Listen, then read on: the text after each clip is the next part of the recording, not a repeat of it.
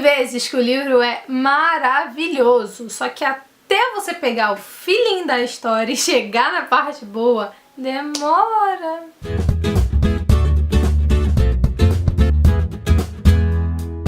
Hey gente, tudo bem com vocês? Eu sou a Adrê e hoje eu tô aqui pra falar sobre alguns livros que eu amei muito, mas que pra passar dos primeiros capítulos foi, ó, um sufoco.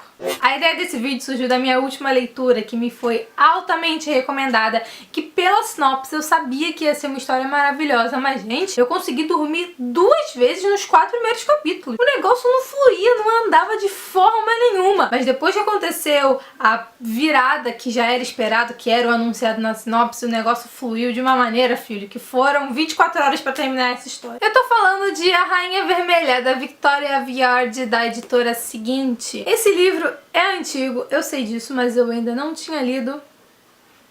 Eu sei.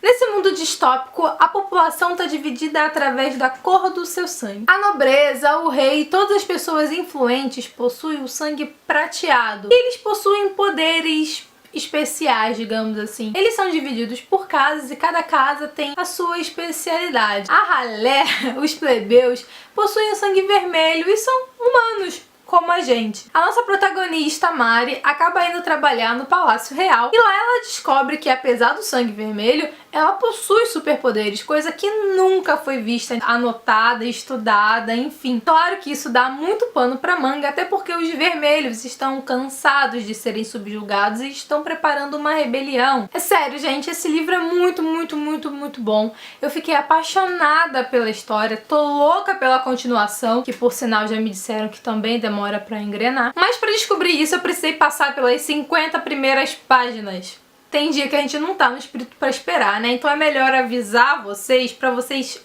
aguentarem, enfim.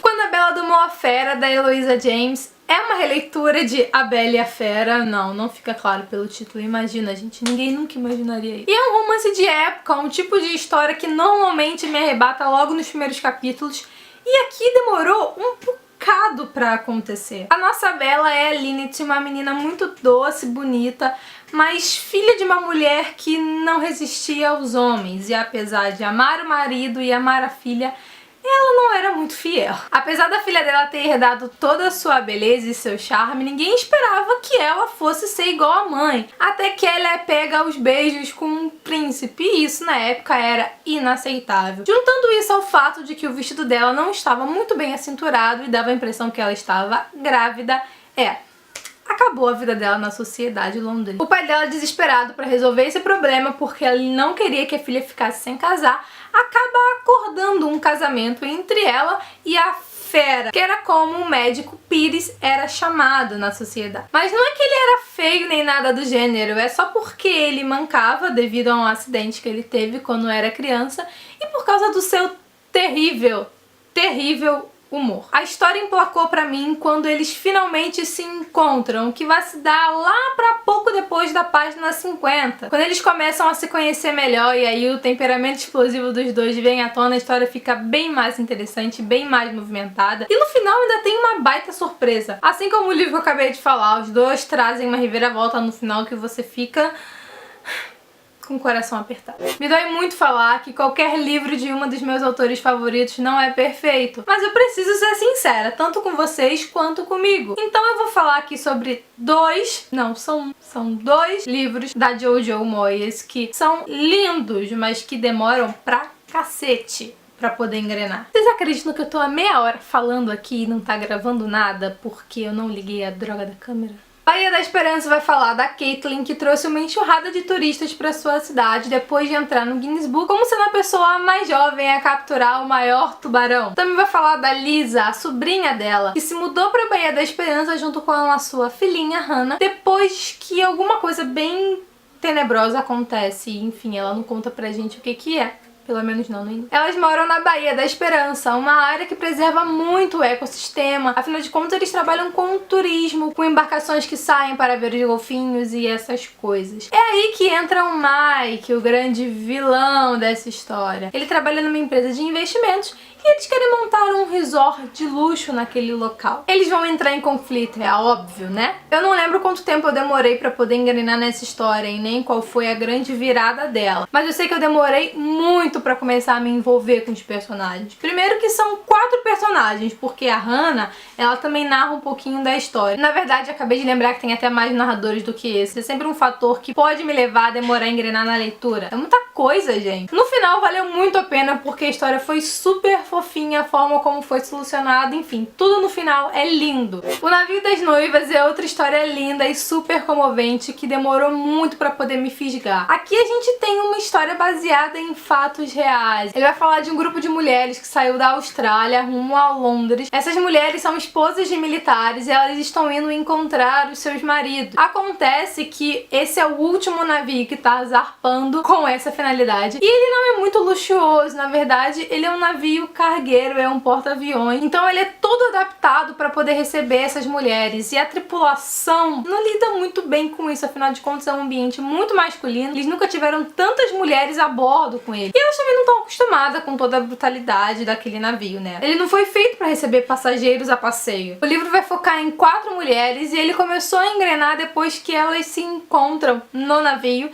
e começam a se conhecer melhor. Só que o pior dele é realmente o iniciozinho do livro, porque ele começa na atualidade e aí ele volta. É uma pessoa que estava nesse navio e começa a contar uma história, e aí realmente conta a história pela qual se passa o livro. Só que esse início, gente, é tipo muito chato. A garota é irritante, o que eles fazem é irritante, é muito Olha, gente, eu não consigo descrever o quanto é chato. O quanto me irritou o início desse livro. Esse também é um livro antigo da JoJo, uma coisa que eu não estava habituada a ler. Ele é bem maior, então assim, além desse caso da personagem no início ser muito chata, eu tive que me reacostumar com a escrita da JoJo, porque, óbvio, o início da carreira dela era um tipo de escrita que foi sendo aprimorada ao longo dos anos, né? Esses 2 livros dela são anteriores à Última Carta de Amor e Agora que você deixou para trás, Como Eu Era de Você e Depois de Você, enfim, esses livros agora mais atuais. A editora Intrínseca tá publicando outros desses livros antigos dela, e agora eu já tô indo mais no espírito, sabendo o que esperar, então eu já sei que o início é um pouco mais devagar, que a escrita é um pouco mais descritiva, enfim. Acho que não vou ter mais esse problema, né?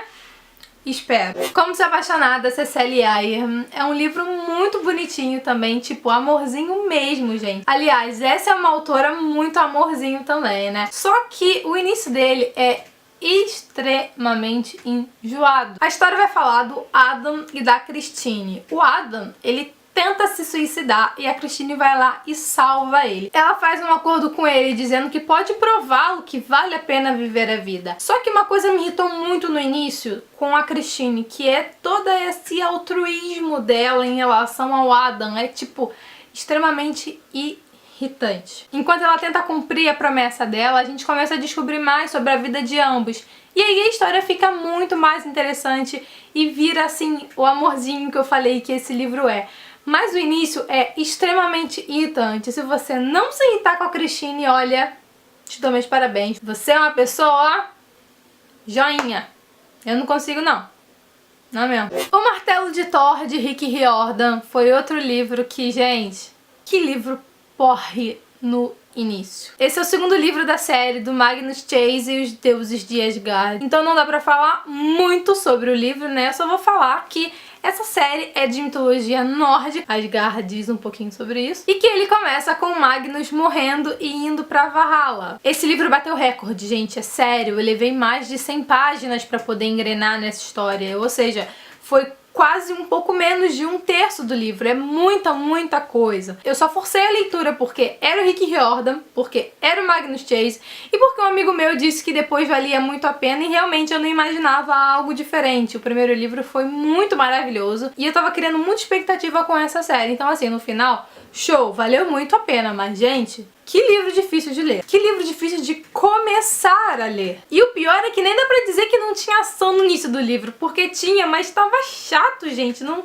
tava dando pra ler. Não sei o que tava faltando ali. Outro livro que eu demorei muito pra engrenar na leitura é O que o Amor Esconde, que eu não estou com o meu livro aqui porque eu emprestei pro meu pai ler. E ele é um romance policial. A nossa protagonista acabou de casar com um homem e ela tá lá, linda e bela, vivendo a vida deles, felizes e tal, só que ela descobre um diário da ex-mulher dele. E aí a gente vai conhecer a história dessas duas mulheres. E também vamos conhecer o que o amor esconde. O início da leitura é muito detalhado, com muitas apresentações.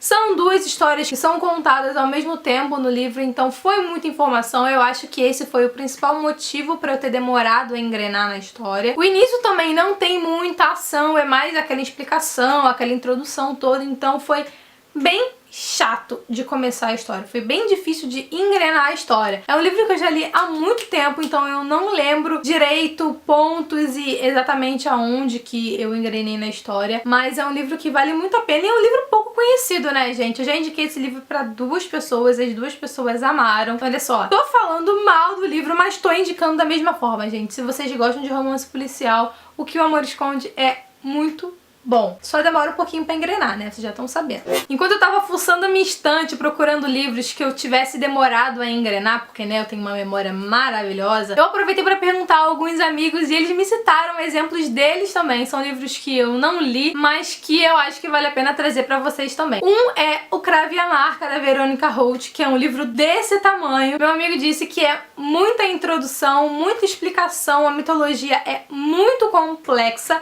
e por isso o livro demora a engrenar, mas que também depois que engrena filhinho, se prepare para não fazer mais nada da sua vida. A mesma coisa acontece com A Guardiã de Histórias. É outro livro que tem uma mitologia bem complexa. Por sinal, eu tenho esse livro aqui e tô louca pra lê-lo. E aí é o mesmo caso, é muita explicação, muita introdução, mas depois que passa esse primeiro momento, você deslancha na história. Pra finalizar, também me indicaram Objetos Cortantes e Garota Exemplar, que são da mesma autora e, gente, sinceramente, eu concordo demais com Objetos Cortantes. Tanto que eu nem consegui avançar na história. Eu amei o filme de todas as formas, então eu quis muito, muito, muito ler o livro. E eu não consegui, gente. Eu acho que eu parei na página 50 e não saí dali de forma, jeito, maneira. Mas todo mundo fala que a história vale muito a pena, então já sabe, né? O início é um porre.